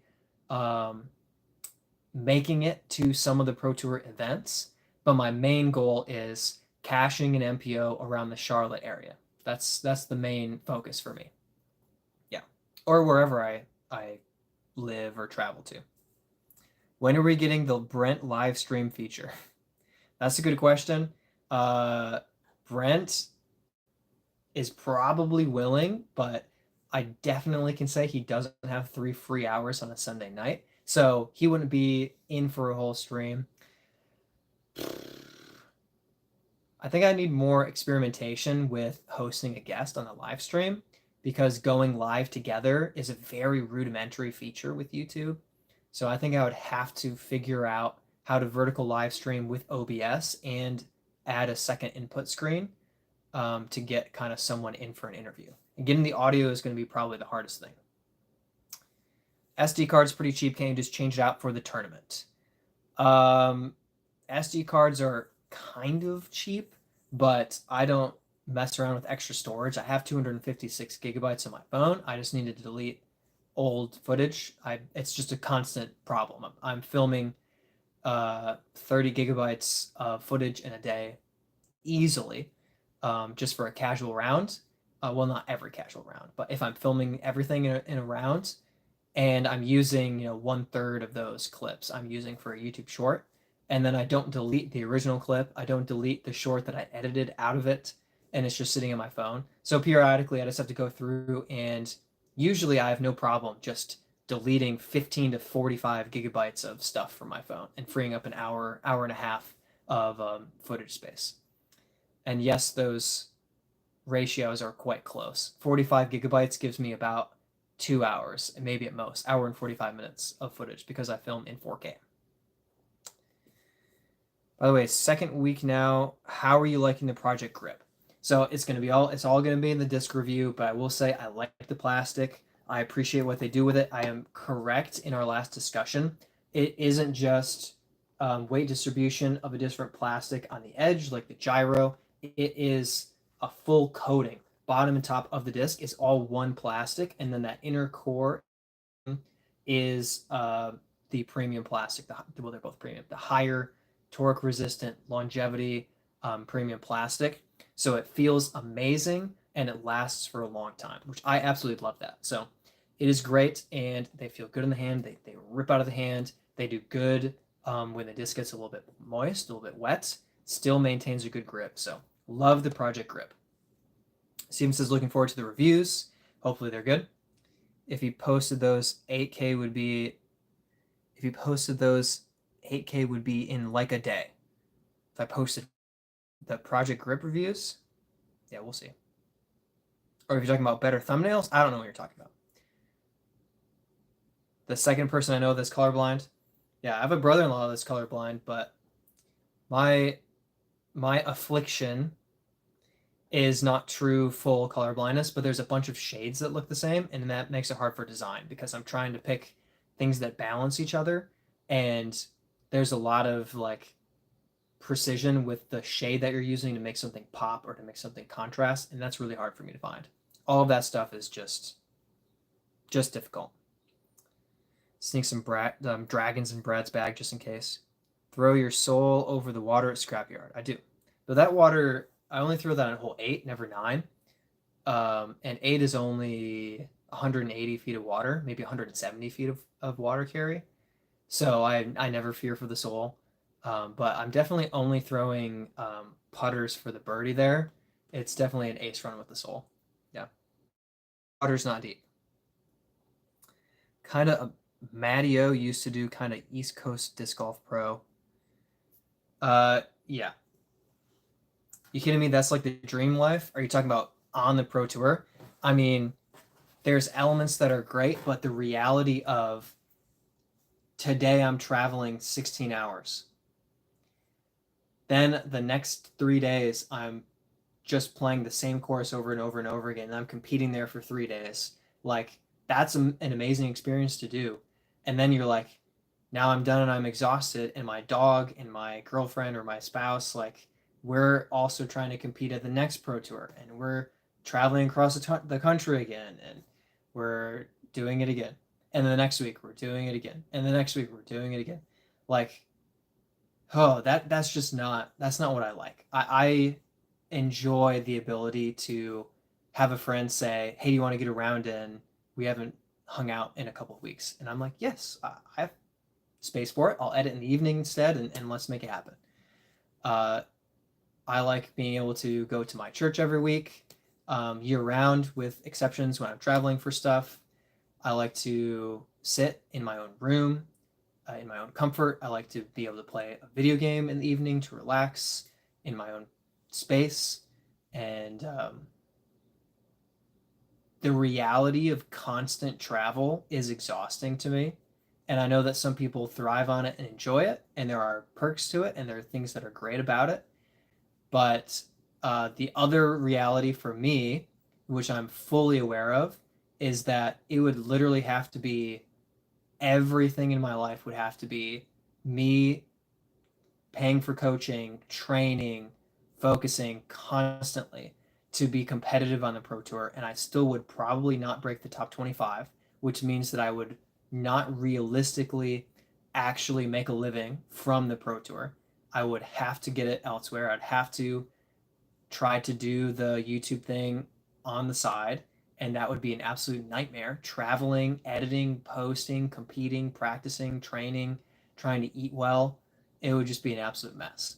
So I respect it. I think there's a lot of great things about it, but it is not a goal of mine. It is not something that I'm trying to pursue. But I would love to pick big events that I value and make those happen. I would love to do that. And that excites me. So that's my goal. Expensive to do the travel life, maybe winning money is your only source of income too. Yeah, exactly. If he was like 18 to 22-ish, I could see it. Yes, I am 29.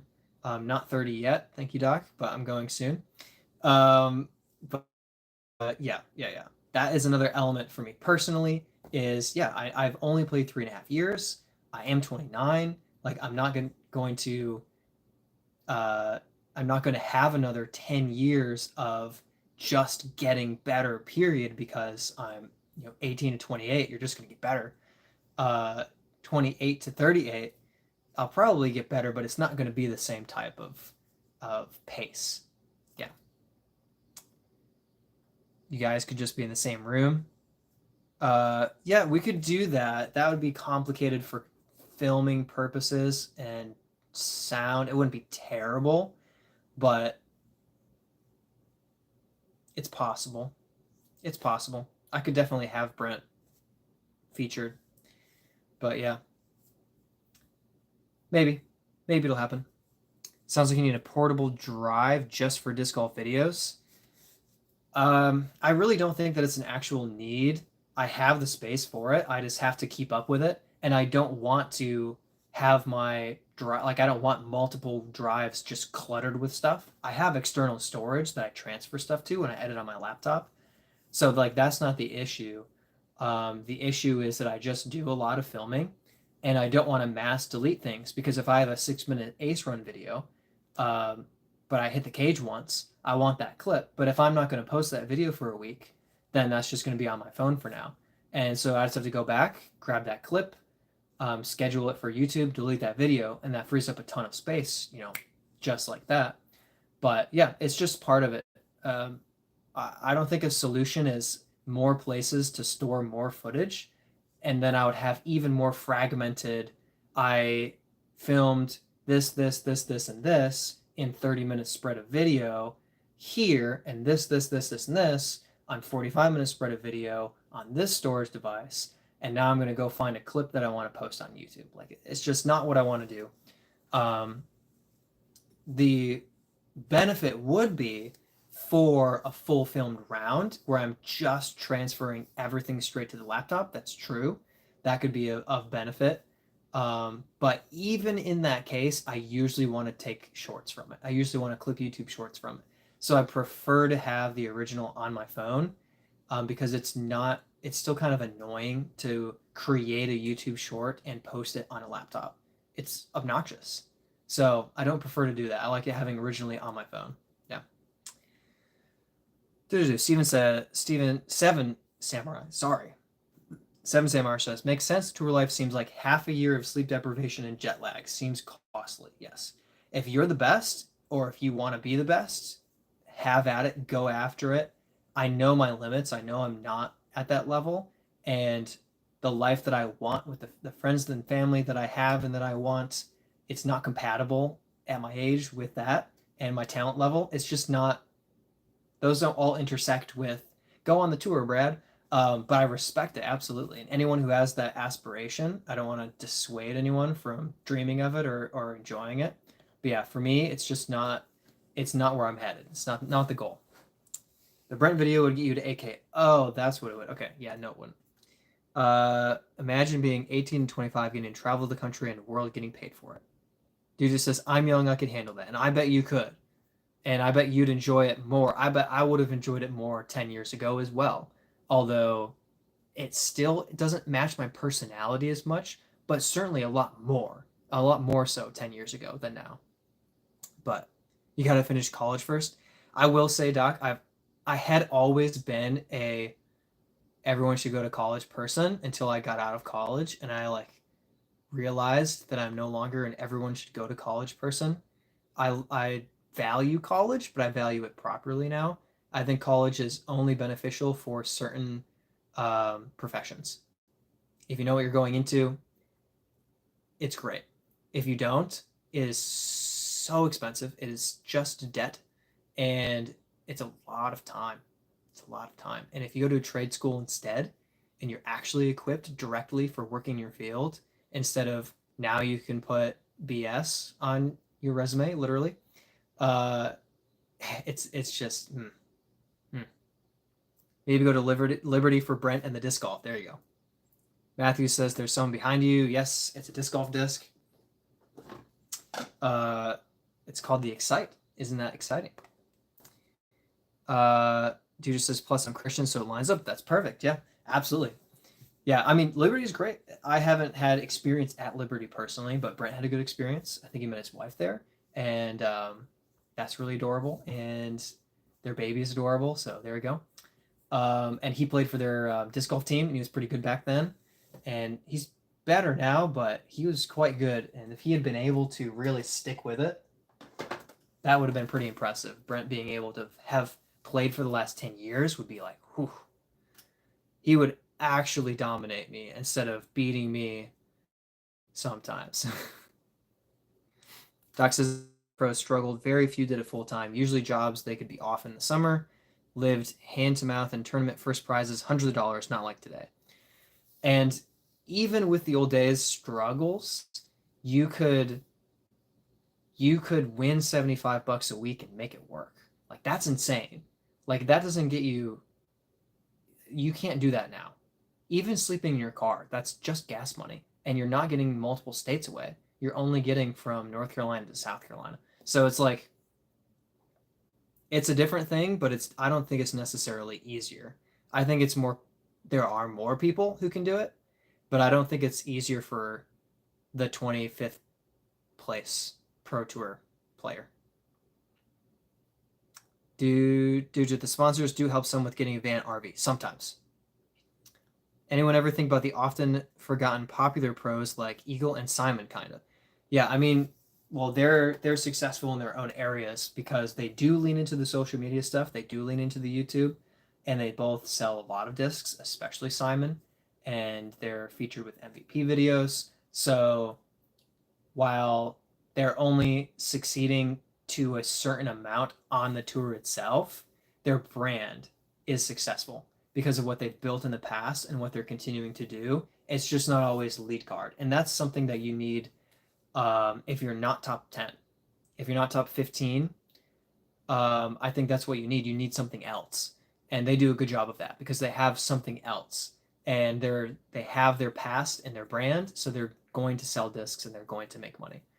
Not to mention just Simon's contract is insane. But still, how does Eagle even make enough to tour full time? Yeah, brand and reputation.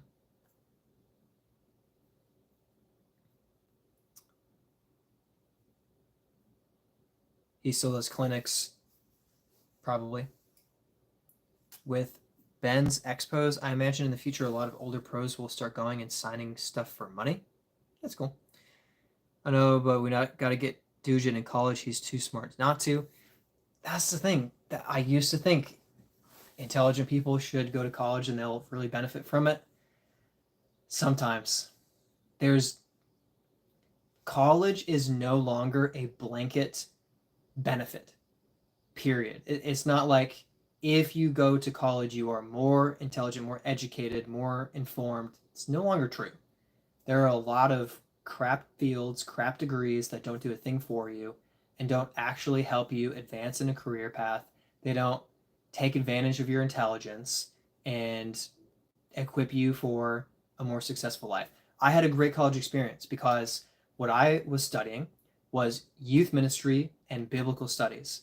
And not only did I get a good education in biblical studies and further my understanding and my methods of understanding and interpreting the Bible, but I also got understanding of how to manage youth groups, not just the interpersonal stuff, which I had some experience in, and I had an internship that was great, but the what do you call the clinical side of things, I guess. Planning, getting fundraising, getting volunteers, paperwork, legal requirements, et cetera, et cetera, et cetera, stuff that I would have been completely unaware of, and not every church is equipped to train their pastors in. Pastors need to have that understanding to bring to churches because churches often struggle with stuff like that, especially small churches. So it was an incredible experience for me, and very, very, very helpful and beneficial. But not every field is like that. And not every person benefits from the college experience, especially if you just do a bunch of gen eds. Ugh. Okay, anyway, I'm done whining about college being hit and miss. Quincy says hi. Thanks for hopping on, Quincy. Go to Liberty, you get the Liberty Ostrich. Just played one of the most beautiful courses in Texas at Junction Golf Club. Highly recommend. Thank you, Wesley. Junction Golf Club. Definitely have to get to Texas at some point. Steven says, go to college if you know for a fact you'll use it to advance yourself. Otherwise, the debt can be backbreaking, and if you don't use it, the waste of time is depressing. Absolutely. This is funny. Uncle John says, I remember when you were a good little boy. I do have an Uncle John, but you spelled the name wrong. Good try. Doc says, yes, Steven. Liberty Ostrich, like the insurance company. Yes, yes. Logan says, what's your rating? I'm currently 965 rated, so solid MA1 amateur. My performance this year has been lackluster. I have not been impressed with myself. So I've been hoping to get over that 970 mark for, well, since December last year. I was 968 and thought that I would jump right into the 970s and push to 980 this year. Hasn't happened yet, but you never know. Maybe I'll drop 5,000 rated rounds in a row and finally get past that 970. Eat says, who are you? Oh my goodness. That chat. Who are you? I'm nobody. I'm Brad. I'm just an amateur disc golfer in Charlotte, but filming for YouTube. I have some amateur wins, and I'm playing Amatuer Worlds next week. But yeah, definitely not a pro tour player or anything. Eagle can easily get back to old form. I think Eagle can. I think next year. I just think he's had too many changes, injuries, recovery times, et cetera, this year. But I think pushing into next year, I do think that we will see that talent come back. And I mean that as we'll see that consistent talent expressed. He definitely still has that talent, but I think we'll actually see it on camera. Yeah. Drew Gibson is the GOAT. Drew's good. Not this year. Last year he was better. 2 years ago he was great. He's definitely talented. I think he spends too much time complaining about things. But he's a very, very good player. He's great. He has great form. He's very good at explaining form. And I think that's one of his greatest contributions to disc golf is actually his form explanations on YouTube. So shout out Drew Gibson. Mark says based. Dude says computer hardware engineering is the focus right now. Yeah, computer hardware engineering, that is definitely a field that can have great benefits in a college education if there's a good STEM, what do you call it? Division at college. If they actually have a good STEM division, that can be of real benefit. If their STEM is real, certain colleges are, that can be horrible. It can just be an awful experience. Yeah. That's plan B next to disc golf. Good thinking, Dude. I like it. So many people focus on the software side. We need good hardware people.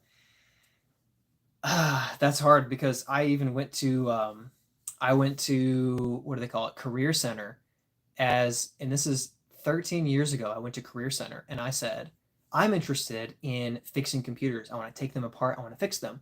And they said, people don't fix computers anymore. We're going to have you code. And I was like, really? And coding's great. I'm not dismissing coding. I didn't want to do it. I wanted to pull open a computer and find something broken and fix it. I was very interested on that hands-on nature of it. And they're like, it's no longer a career.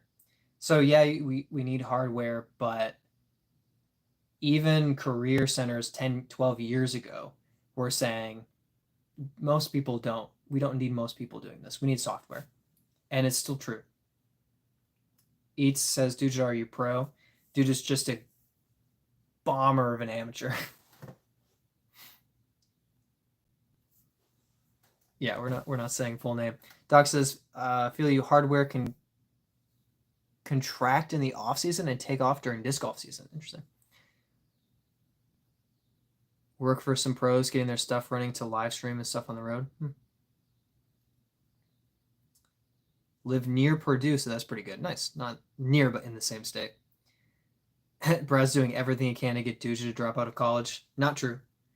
I never said anything that was directed at Duja not going to college. It was just at at the blanket statements about college. That's all I'm engaging with, is blanket college statements. I had friends, great friends that I met at college. I'm happy they're in my life because of college. And if they hadn't gone, they'd probably be in better financial situations. They would have been working in their field for 4 extra years, and be better paid, because it is no longer a pay bump to have BS on your resume. It just doesn't. Most people, most companies don't really care because it's just a baseline. Doesn't do anything. 40 years ago, it was how you get a better job. Doc says, Brad, that guy on YouTube who fixes apples has a good career. Yes, but it's very niche, and he had to make it for himself. Hey, Zach's here. Zach Owens is here. Thanks for hopping in, Zach. Not in college yet, so I can't drop out. Nice try, Brad. Wouldn't want to fix computers, more develop new systems, but fixing is also fine. Yeah, definitely a good thing working on developing new systems. It was just an interesting experience 13 years ago where they were basically dismissing hardware, not as a whole, but as like upcoming career options. They're like, hardware, software. And I'm like, I was interested. Shouldn't somebody do it? Maybe work for Linus. Linus too short for me. That's good. Price of components right now, repair makes decent money. Yes and no. It's definitely a balance. Certain brands as well make a difference, but like phone repair, often buying a new phone is the same price or cheaper. So laptop repair is hit and miss. And if you don't have it for 2.5 weeks, if it's not covered by your warranty and it's just out of pocket, like repair is crazy. Yeah. Anyway. He's short. Interesting. School has pretty good welding classes in department, good engineering pathway. That's nice. With the tariffs, Brad could stand in for Linus as the U.S. Linus. It is funny. I had gotten Linus Tech Tips as a comment on a few of my videos, and I had never seen him. And then I was scrolling YouTube, and I saw a thumbnail, and I was like, oh, that's like my facial hair. That's kind of funny. And I look up and it's Linus Tech Tips, and I was like, that's why I get the comment. We, especially at that moment, we like had the same facial hair. I was like, whoa, that's so accurate.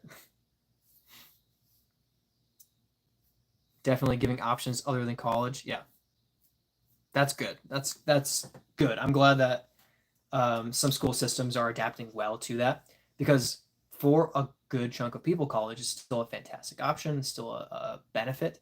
But like Steven said, if you're not sure about the career path, if you're not pursuing something beneficial, it can be so expensive, especially private universities. Linus grew the beard out a while. Okay, gotcha. Yeah, the thumbnail I saw was like the closest match of my facial hair that I've seen on someone else, because I never, secrets out, I never designed any of this. I just started trimming it until I was like, don't trim more, and that's just what happened. So this is not very intentional. It's not a style. It's not like anyone. It is just me not wanting it shorter. Not very official. Can't believe the Canadians have 40% tariff on US discs. It won't last for much longer, I'm betting. I don't think tariffs are going to be, and I don't think they're going to make it to Christmas.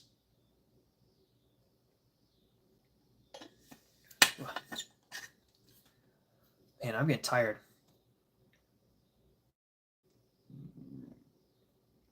Looks like in our poll, we have any Mexican restaurant at 41%, Chipotle at 29%, Taco Bell with a solid 23%, and Qdoba at 7%, which I was expecting a little bit more than 7%. A little bit more than 7%.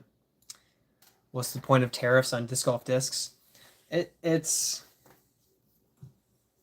I don't have any tariff insight. It's interesting. But yeah, odd. For sure. For sure, it's odd.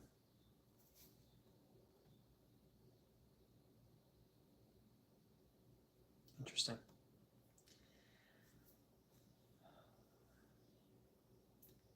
So I didn't really sleep great last night. Slept pretty fitfully. I blame the Mountain Dew that I had at 2:27 p.m. yesterday. Uh, I think I've got another 10 minutes in me. Yeah, maybe 15 minutes. I think 15, yeah. Another 15 minutes is all I've got. I'll make it till 8:30 and then I'm going to call it. Got a little bit of editing to try to do before I fall asleep. Probably try to eat a little bit more. Ooh, dude just says, would anybody be interested in a birdie time fantasy football league? That sounds like fun. I'd be pretty interested in that. Brad needs to come up with some disc golf pillow pets to help him sleep. No, I just had too much caffeine yesterday.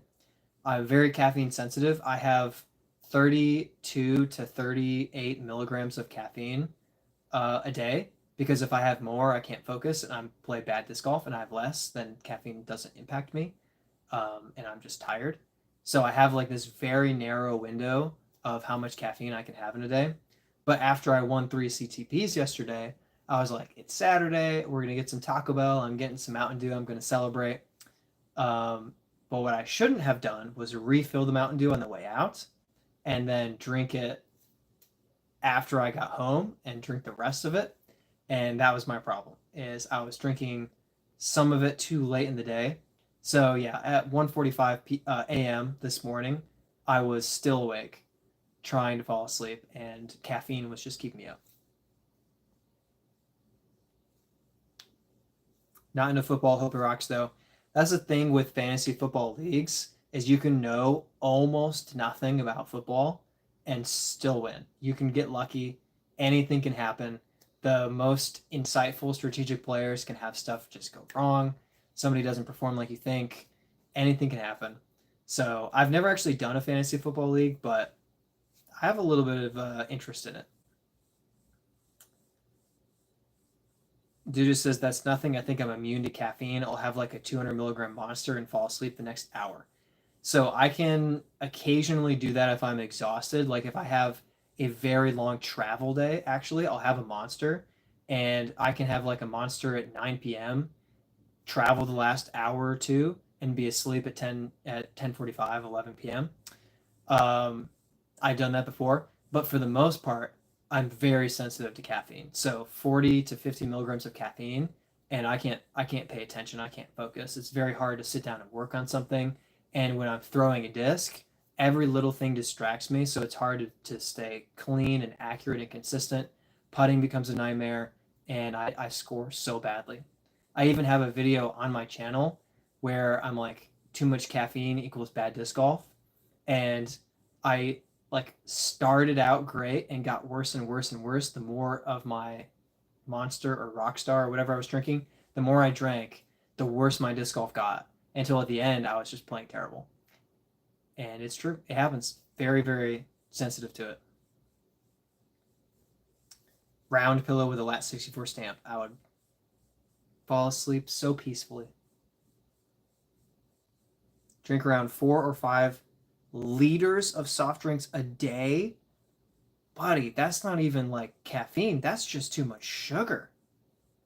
You're destroying yourself. Holy moly. I have had a 2 liter of Mountain Dew Code Red in one day, and I felt like I was poisoning myself. Oh, man. That's a gallon. Oh my gosh, you're having a gallon of. Oh my word. Okay. No wonder you don't understand Mexican food, Doc. I'm so sorry. You need some help.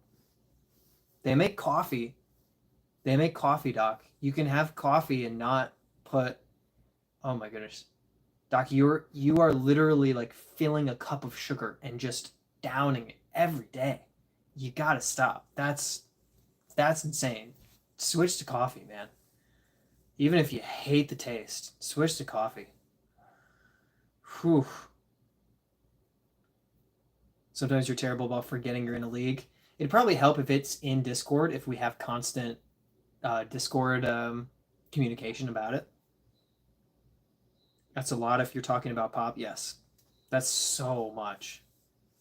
That's so much. Transition out to water and have 5-hour energy, and the difference would be crazy. That's true. That's true. The health benefits of the water would, and the not having all the sugar. Oh man, that's just driving me crazy. Like I have plenty of sugar. My snack is a bag of chocolate chips that I have when I'm working next to me, and like I'll eat a bag of chips in a week, dark chocolate, so slightly better for you. Uh, that's so little sugar to 128 grams a day or 128 ounces a day. Holy moly! Mohammed says, "What is behind you on the shelf?" These are disc golf discs. So, ugh, that was not good. Ooh, this is a fun one. This one is an Anubis, I believe. So all these disc golf discs fly a little bit differently when you throw them, and I play disc golf competitively. It's like golf. You want to get to the basket as soon as possible and as few throws as possible, I should say. And yeah, that's the disc golf disc. Very different from a frisbee. Frisbees are not designed for distance and speed, but a disc golf disc is designed for distance and speed. You can see even just the difference between these two shapes, how they're designed to fly a little slower and a little faster and further.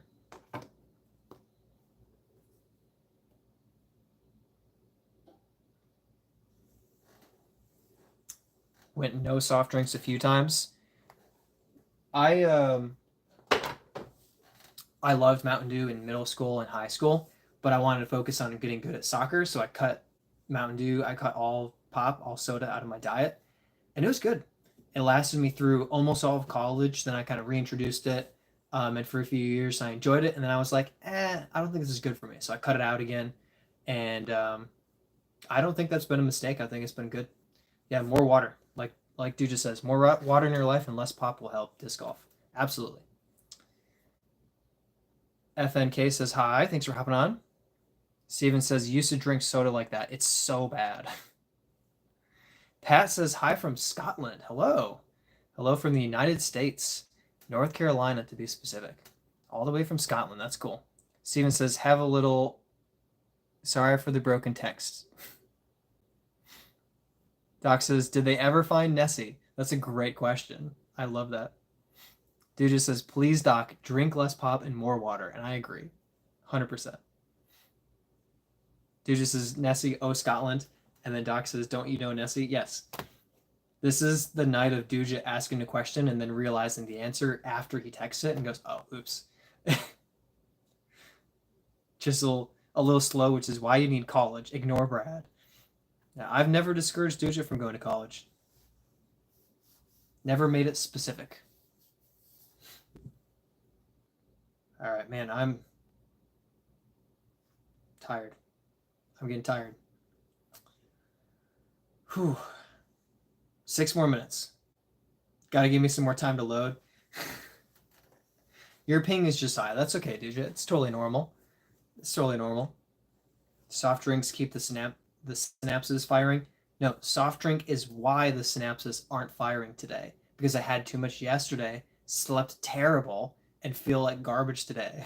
I had my caffeine, I had my coffee today, I had the right amount, and it's the only reason that I didn't crash and burn this afternoon is because I had my responsible 35 milligrams of caffeine this morning, and it was great. It woke me up pretty well for church. I was able to pay attention and focus despite being very, very tired, and got the lawn mowed, did some putting practice, got some editing work done. It's been a good day, but now I'm exhausted.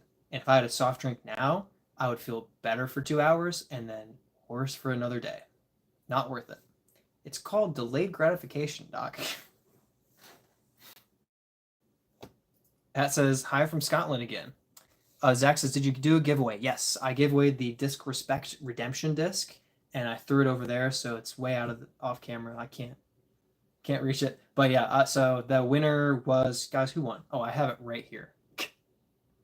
It was GoCav2K won. GoCav2K. Doc says, I do most of my caffeine at night. Usually don't start drinking caffeine until 8-ish. I get up at 4:45. I can't even handle that discussion anymore. Dude just says we had a guest priest today and he sounded exactly like an animated bear would. That's amazing. You got the voice of Winnie the Pooh. That's really cool. I feel like that would be very calming, like a rich, calming, soothing voice. Or terrifying, I'm not sure. Hopefully calming. That's great. All right, let's see. What else do I have going on in my life for the next week? Project Grip Brave, Project Grip Grace, Project Grip Rive happening. Traveling to U.S. Amateurs. What food should I eat on the way to Missouri? What should I eat? What do you guys think? The answer is Taco Bell, of course. But Doc, go ahead and give me your vote for what I should eat. My dad thought he sounded like a turtle. He was pretty good. That's good. Brad goes pro and teaches at night. Now that would be cool. Goes pro and preaches at night. Now that would be cool. That would be interesting. I've actually been very interested in the Eagles wings, but all of their involvement includes travel pretty much and international travel. And that's not what I'm pursuing right now. Doc says Taco Bell. That's a good recommendation, Doc. I think I'm going to do that. Steven says safe drive. Thank you. I'll do my best. 13 hours.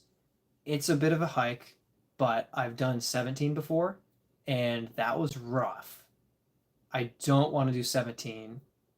And I know at that point, 4 hours isn't that much, but those last 4 hours were, like the last 2 hours of that 17 were really tough. And 13 should be a decent bit better. I did 11 to Michigan, to and from Michigan. So 13 is just another 2 hours. As long as I sleep well, as long as I have my caffeine in the morning, and then hit the caffeine in the afternoon to get myself there or back. If you get sleepy, please pull over and rest. I've never been sleepy like that when I've been driving. I just get very tired. So I've never gotten the I've never felt dozing off in the car. That's never happened when I'm behind the wheel. But I have been tired. Hey, Steven says, enjoy any snack during your trip with a $10. Thank you so much, man. Really appreciate it. Thanks. That's going to be very helpful. I'm going to get a king size Reese's Fast Break. That's actually like my little traveling treat because I don't buy fast breaks anymore because they disappear too quickly and I have way too much sugar. But on a trip like that, I treat myself at some point to a fast break or a custard filled donut. Those are like my nice little snacks to kind of get that energy pop for an hour and keep going. Brad is 30. He's old now. Almost 30. Dude just says, I feel like I could reasonably drive about 15 hours in a day with rest stops. 15, it's definitely doable. And yes, being younger helps.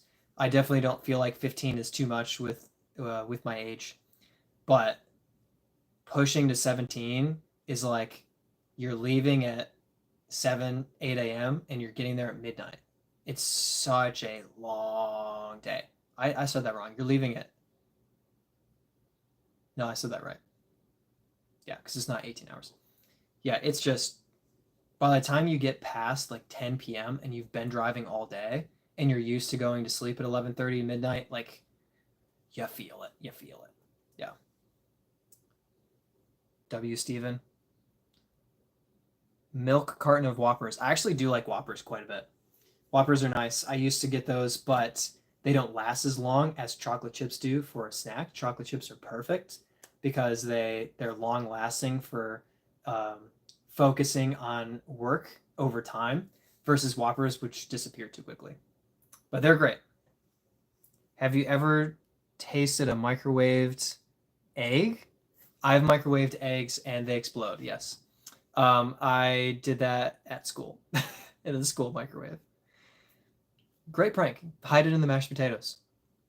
But don't tell anyone I told you. Yeah. Proof? What? I can't prove it. You want me to take the phone down to the microwave and microwave an egg for your entertainment?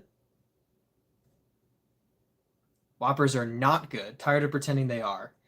I will say Whoppers acquired taste. First time I had a Whopper, hated it. Had Whoppers again, kind of intrigued. Had them again, I was like, I kind of like these. But I don't blame anyone for not liking them.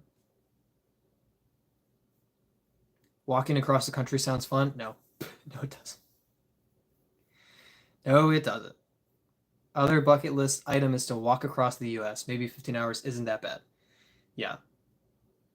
There are a lot of interesting things about walking across the country that would be super cool.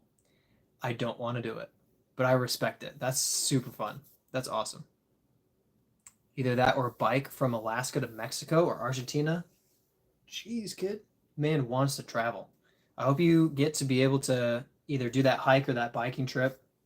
I mean, when you're on the pro tour, you're going to be, traveling in the summer, and then, you get to the fall, you got to hike across the U.S. All right, I made it. Made it to 8:30. I will keep you guys updated on some stuff with traveling for U.S. amateurs. I'll be posting here and there. I'll let you guys know that I made it safely. And then I'll be doing some filming. So you guys will be able to catch a glimpse of my practice and my preparation for U.S. amateurs. And hopefully, hopefully I'll be in a good mood because I'm doing well. I mean, I'll be happy no matter what, but it can be disappointing to obviously not compete at the level that I want to. It's happened a lot this year. So here's hoping that Amateur Worlds, the tiredness is seeping in. Here's hoping that Amateur Worlds is that next level moment. That'd be great. All right, guys, thanks again. Sleep well. 30 milligrams of caffeine, Brad. I will. 33 milligrams. I usually get more caffeine while driving because the not stress, but the focus of driving, I feel does counter the caffeine better than when I just have a normal day. Zach hasn't played for 4 weeks. Get out there, man. Get a full green monster. I usually get a monster, although I do enjoy a couple of the flavors. The green is just like the baseline. Never go wrong. Never go wrong. All right, guys. As always, thanks for watching. I'll catch you guys on the next one in Missouri. Peace out.